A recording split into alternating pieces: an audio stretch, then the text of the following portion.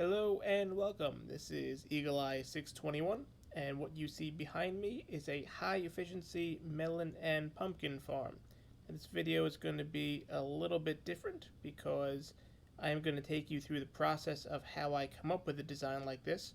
If you are only interested in learning how to build a design, I will put a timestamp in the description that you can look at and skip ahead in the video. Now, when I'm approaching a farm like this, the first thing I do is I check the wiki to see what it has to say, and then do a little bit of testing because sometimes the wiki is wrong. And the wiki said that melons and pumpkins like hydrated farmland, and they need a certain amount of light to grow. So the first thing I did was to see exactly how much light they would need, and if there was a difference between them. And we have a light source here, and you can see that the pumpkins grow out 6 blocks, and the melons also grow out 6 blocks. Now you will notice that they do grow on dry farmland. The wiki says they prefer hydrated, and we'll see that in a second. And then we also want to check the corners. We can see that 1, 2, 3 blocks out in the diagonal the melons will grow, and the same thing for the pumpkins. Again, 1, 2, and 3. So it looks like the melons and the pumpkins have the same sort of growing criteria. Now we can see how much light they need by how close they need to be to a light source, and we know they like hydrated farmland, or so the wiki says. So we do a little test. And we're also going to be testing for something else.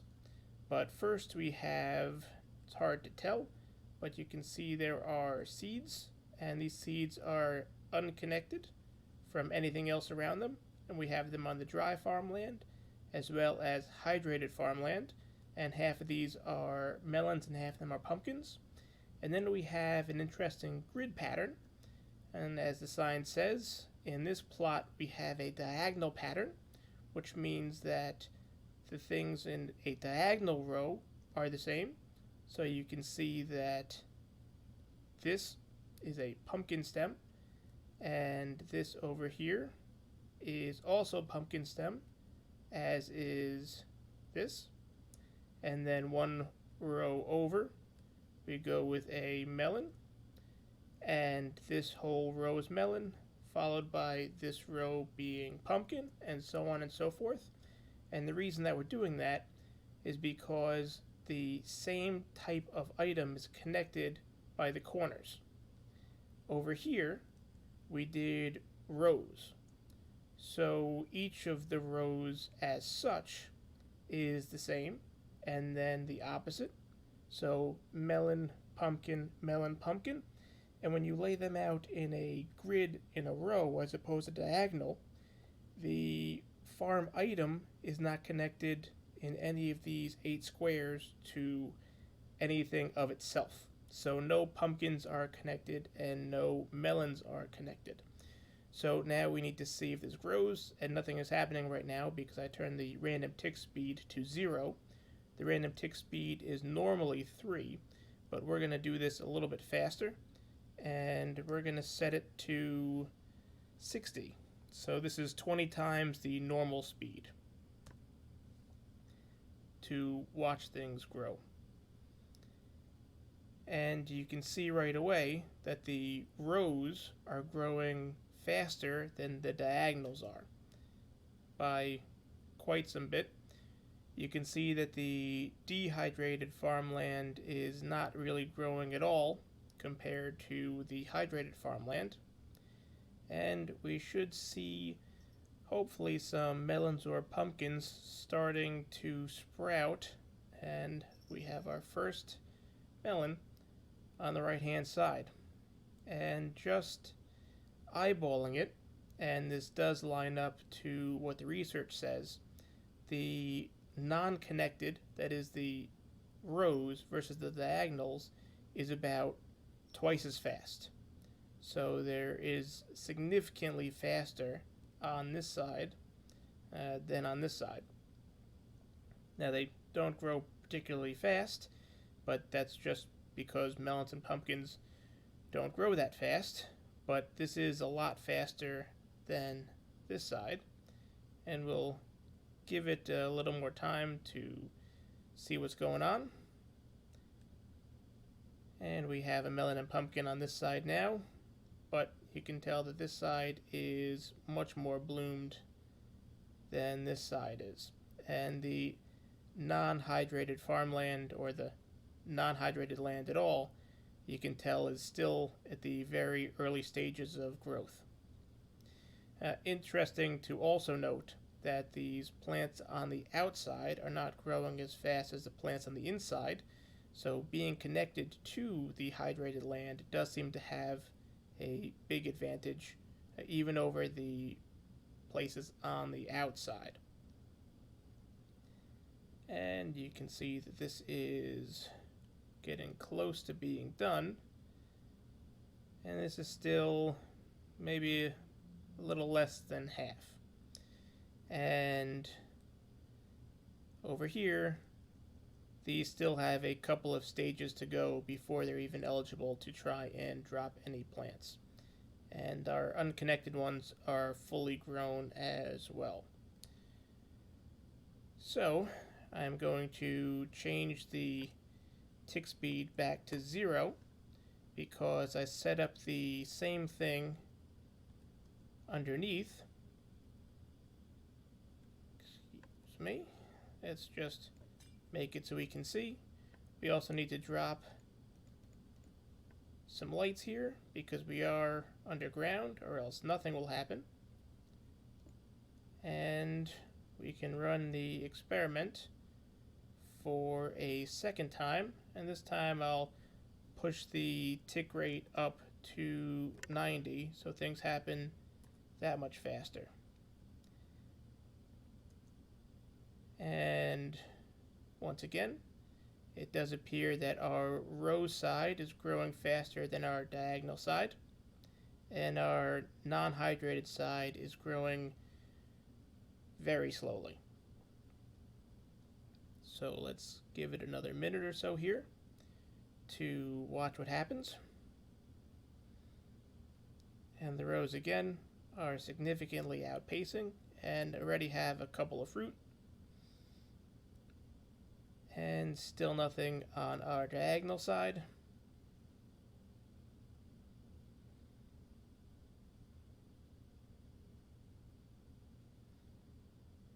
Much slower. And finally, a pumpkin. But again, you can see the rates. So what we're learning here is that the stems of the melons don't want to be connected to any stems of melons, and the stems of the pumpkins don't want to be connected to any stems of the pumpkins, but they're perfectly content being next to others. So we can see that the diagonal is not the way to go. The rates are at least half, and we can see that dry land is also not the way to go. The rates are just terrible.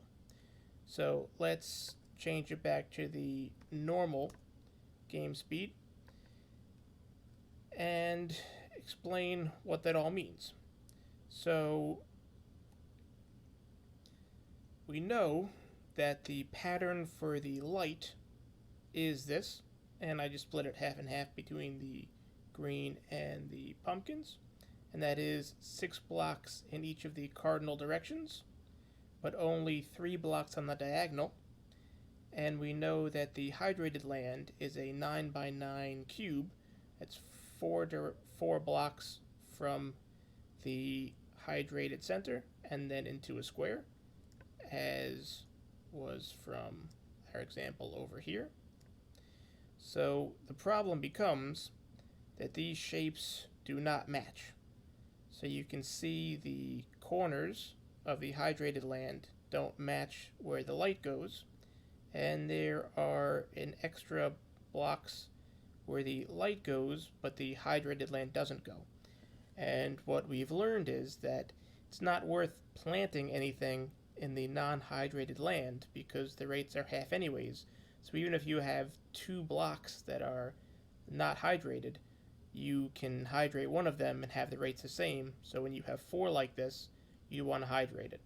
But we want to try and see if there's some sort of optimal pattern that we can go with. So over here, we try to optimize the light, and that is as few light blocks as possible, with the water being underneath the light source, so that we have as much growing room as possible. And as you can see from these red blocks I put down, we have a lot of non-hydrated land all over the place. And as we just said, if you have even 2 non-hydrated land, then the design really doesn't work in any sort of efficient way. So then we try and match it to the hydrated land. You can see there's hydrated land underneath, and stretch that out as much as possible. But you can see there are areas where the light doesn't reach, and that is these red blocks. And we know that the plants won't grow at all if there isn't sufficient light. So this is also not a very efficient design. So after a little bit of calculating, it seems as if the most efficient design is this. We're just going to make a cube of 7 by 7, so it's 3 out from the light source in every direction. And the hydrated land does cover the entire cube because it goes a little bit further. And the light does also reach the entire cube because it does stretch a little further than that. And these are tileable in that you can put them next to each other as such.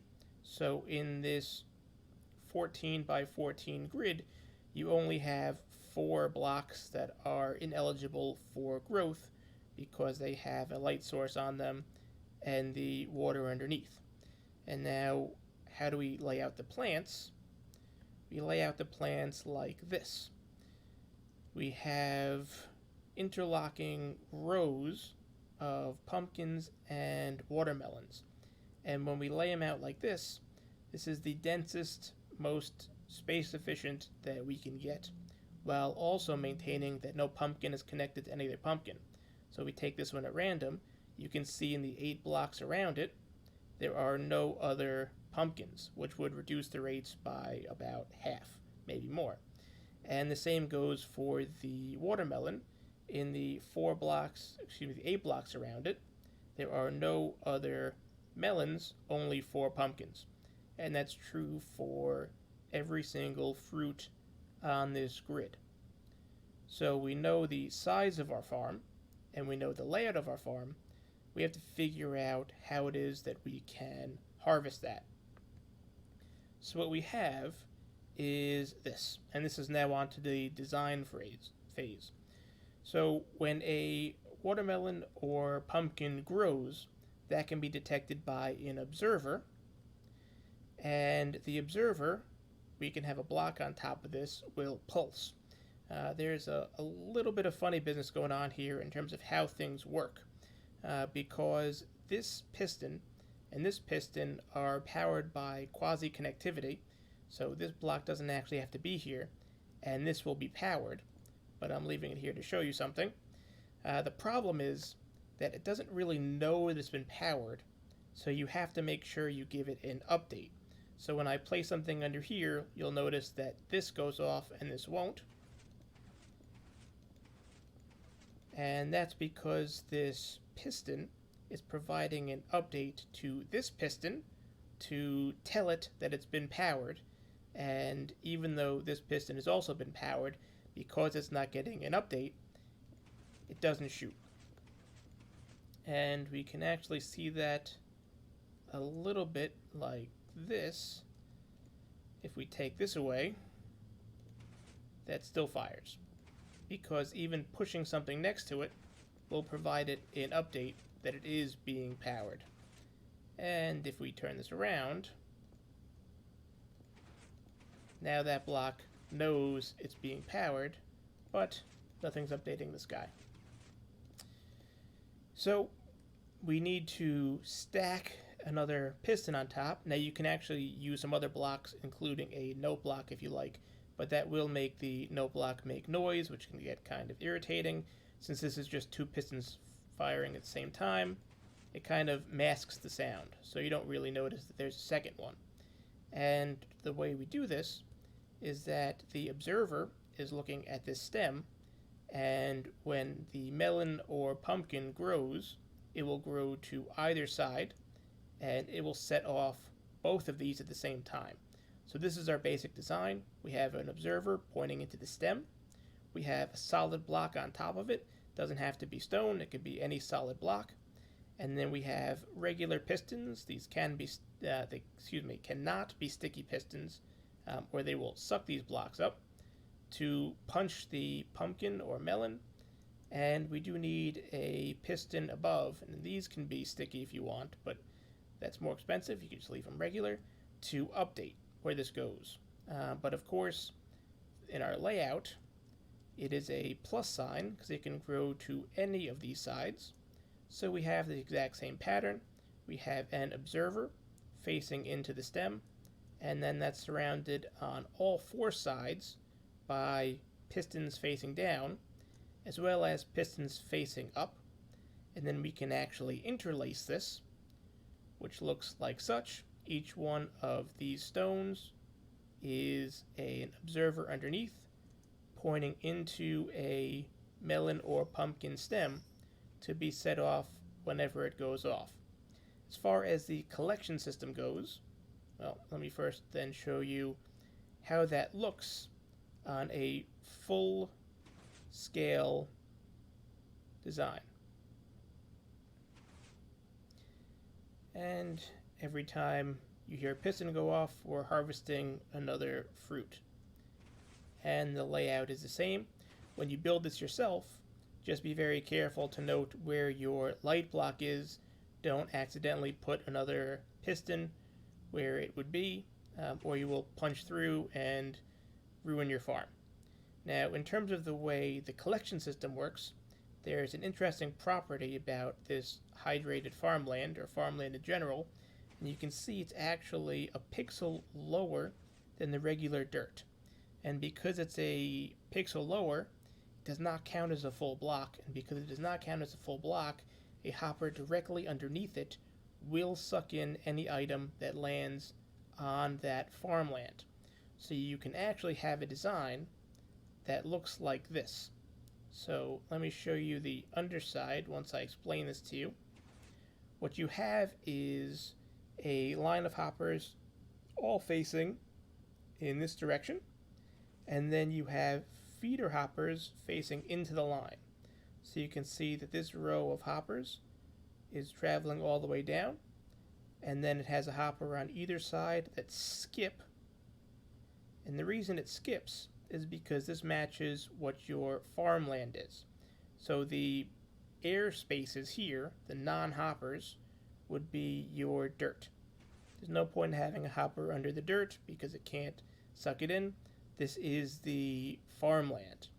And then the pattern continues on this side because the farmland is in a checker pattern. And you can see if we follow this, the hoppers follow the same checker pattern, and the empty, or the air blocks, the non-hoppers, also follow the same pattern because there's no need to have them under the dirt. Now in this design here, I got a little bit lazy and I just laid the whole thing out with hoppers all facing in the same direction. But the fact that this farm is a 14 by 14 also gives you another interesting possibility, and that is that you can build it all within a single chunk. And as you can see from this farm, I did not do that, but you can see that the chunk being a 16 by 16, you can fit the whole thing in there. And the reason that you want to do that is because you can also have a collection system like this. And this is just a rather simple powered rail with a line of hoppers underneath that get pushed into your chest. So every time the minecart runs over it, it will deposit items into your hoppers, which then go into your collection system. The reason that it's important that it's all in one chunk is because minecarts still have issues when they cross chunk boundaries when things are being loaded or unloaded. So when you have a rail system that crosses chunks, you want to be able to turn it off and have some sort of a docking system. Whereas if you can build the whole thing within a chunk, you don't have to worry about any unloading systems that have off switches in order to make sure that your hoppers don't get stuck in the middle. That's the minecart with hopper, that don't get stuck in the middle or completely disappear on you. Again, you can just use a regular hopper chain, but this will be a lot more iron to use in something like this. And I do know the irony of saying that using iron blocks underneath, but obviously these can be any blocks you want. And I did empty this chest before we started the test over there. We still have a couple of things trickling through, but not that bad. Do keep in mind that we did speed up the game a little bit when I open this, so you see generally what the rates are. But you can see the rates are pretty good comparing to any normal melon and pumpkin farm. So you always want to compare to the alternatives as opposed to an ideal. And setting up a system like this is about as efficient as you can get a melon and pumpkin farm to be in a per stem and per density size configuration. Now, if you wanted an only melon farm or an only pumpkin farm, you could just have all of the stems being the same thing, but as we saw in the tests over there, having this as only pumpkins will make your rates cut in at least half. So by having a melon and pumpkin farm, you actually end up with the same number of pumpkins you would have had anyways, and you get the bonus melons. So I do highly recommend that when you make this farm, you do make it a melon and pumpkin combo, because or else you're just wasting space.